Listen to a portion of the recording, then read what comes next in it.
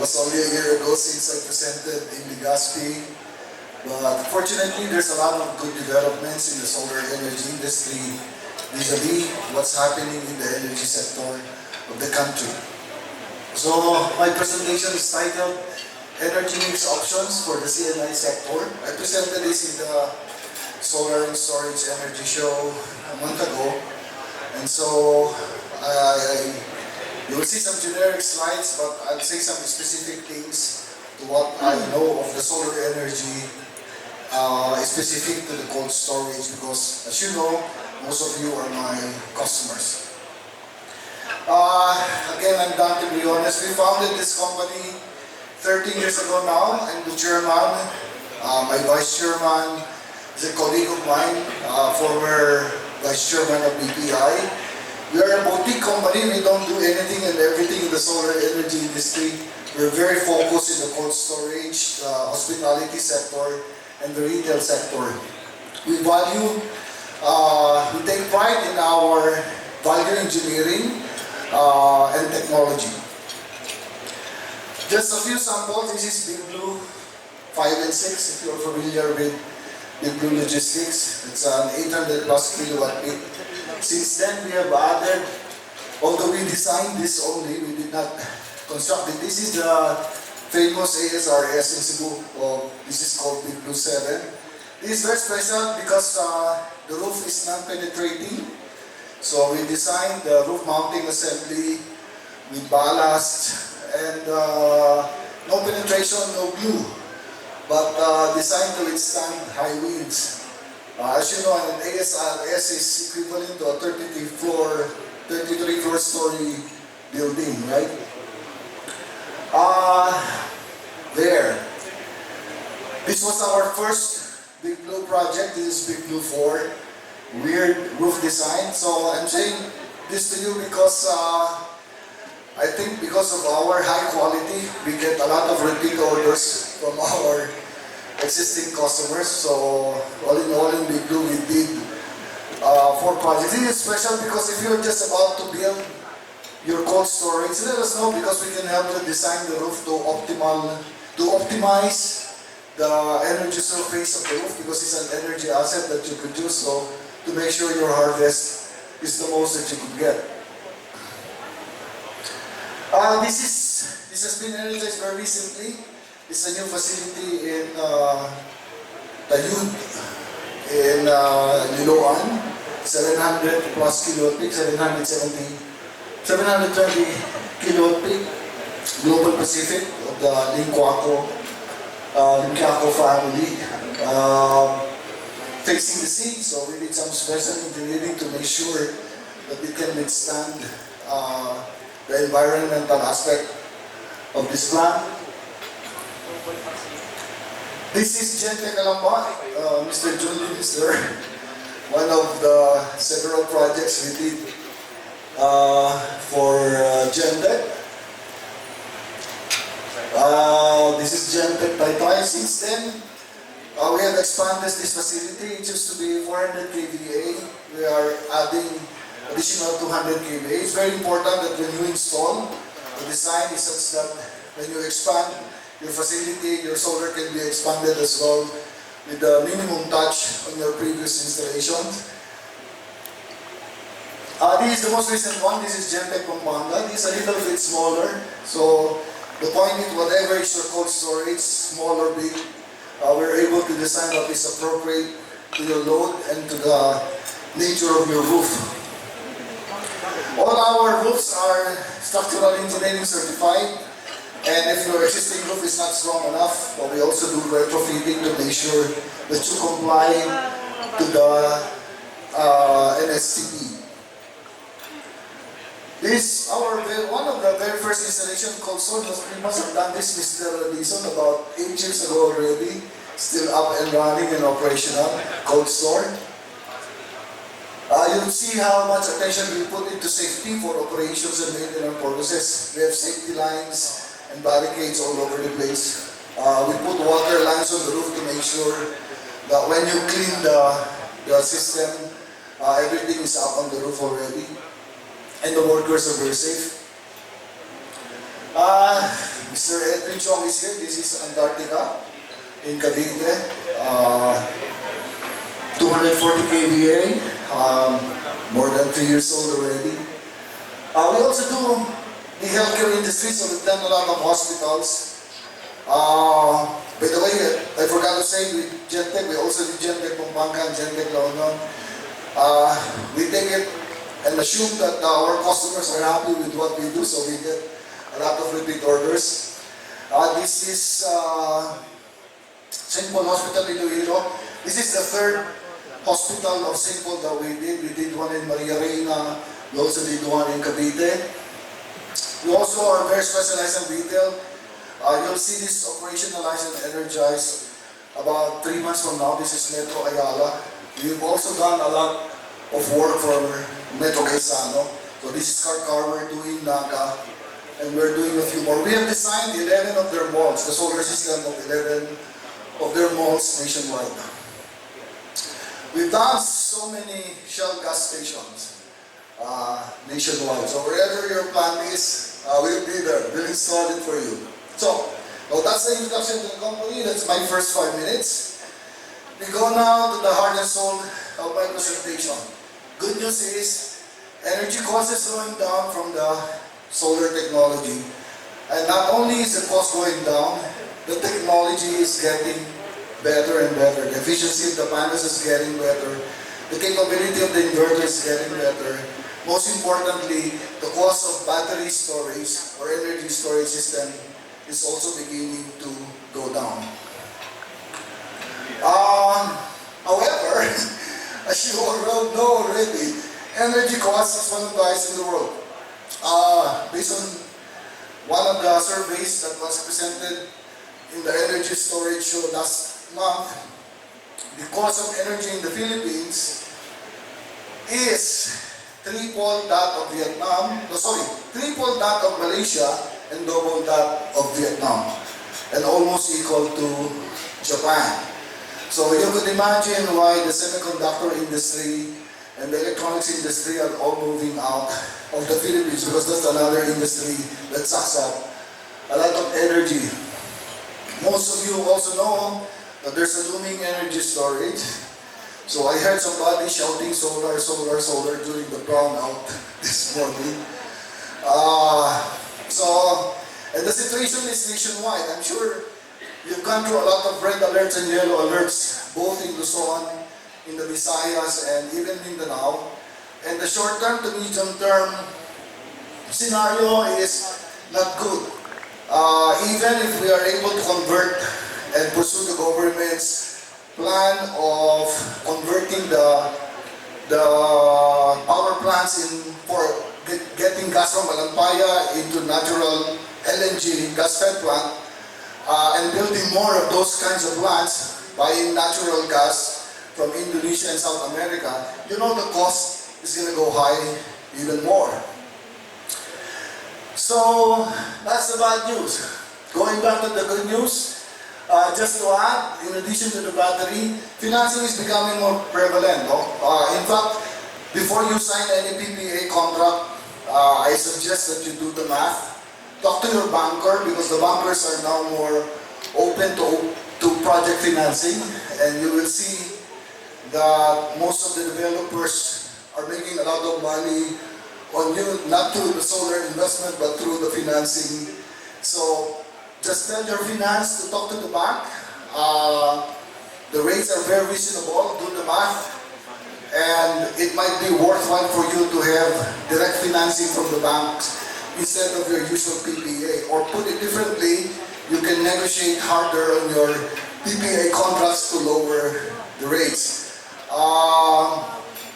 Today I've seen rates as low as below 5 pesos, right? So if your PPA rates are 6 pesos and above, you probably have to negotiate harder.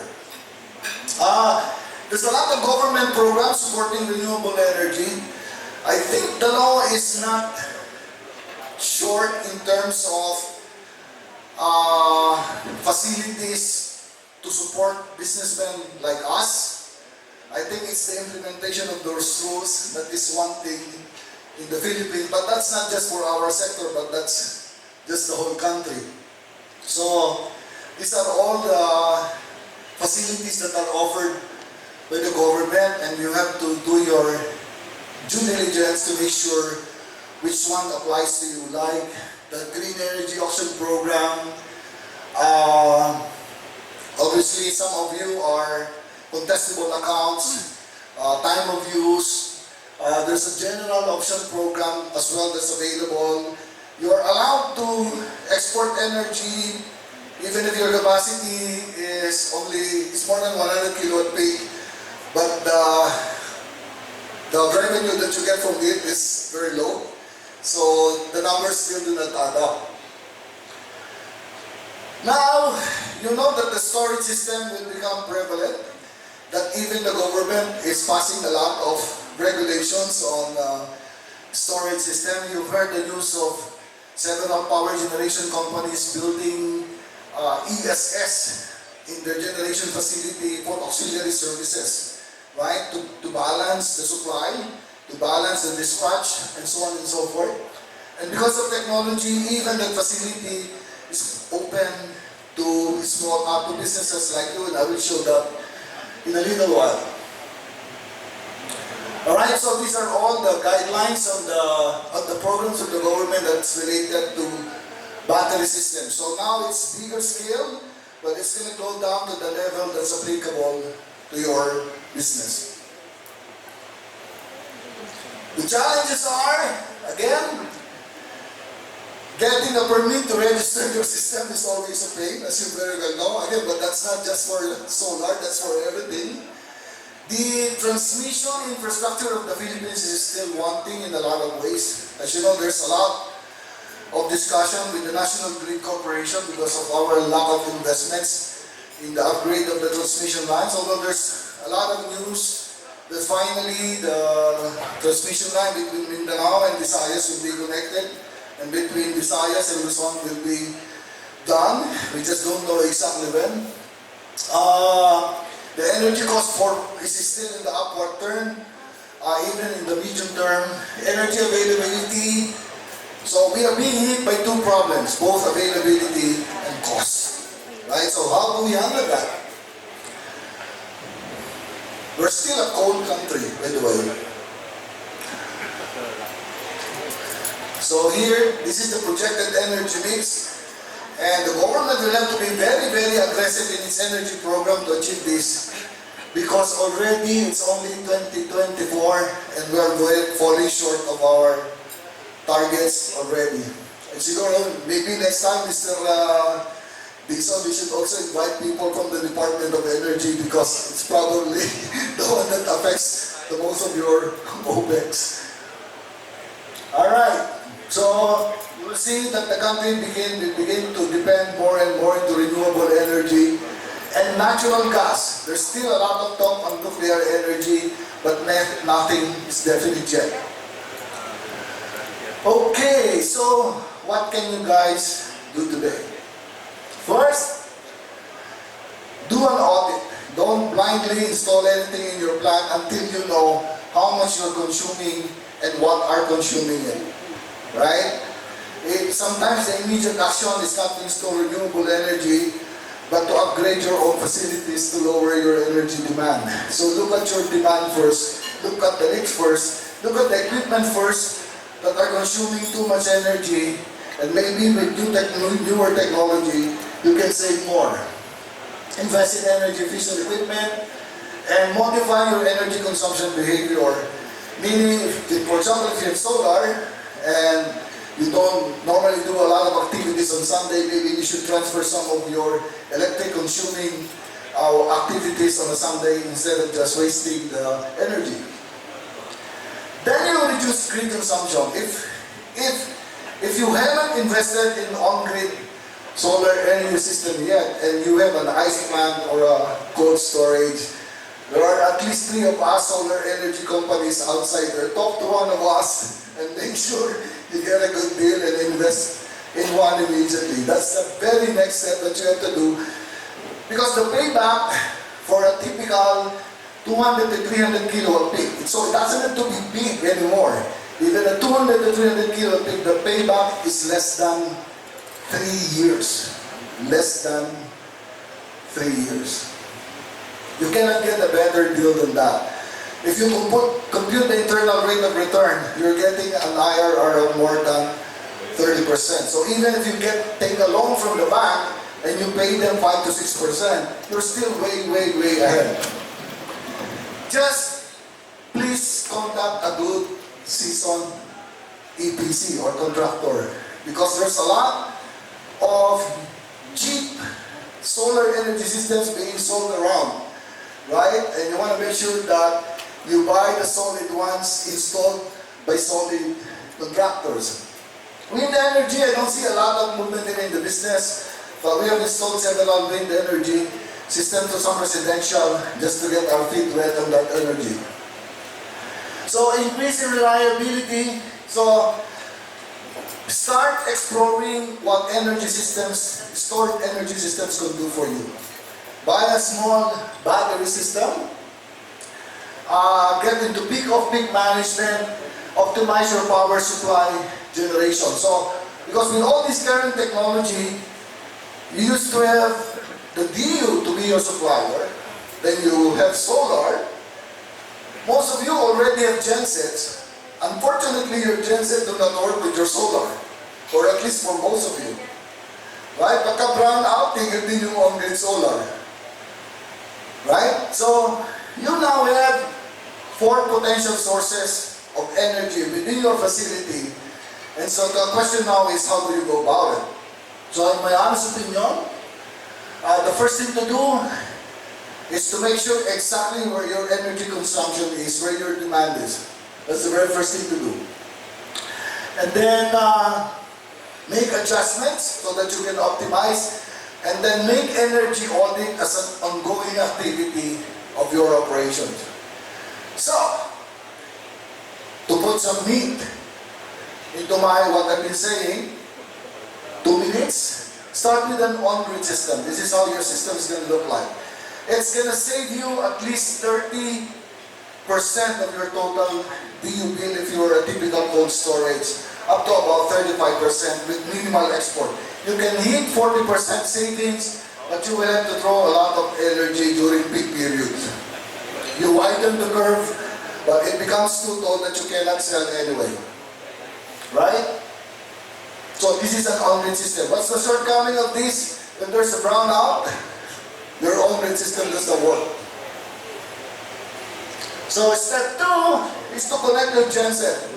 There are now commercially reasonably priced technology that can mix your genset and your solar system together. Right? But you have to run your genset at its minimum threshold. So you save a lot of money on your fuel on an investment that is already there. So if you do the math, that investment becomes justified. Then what you do is, if you have enough roof space and the power situation continues to rise, store in batteries.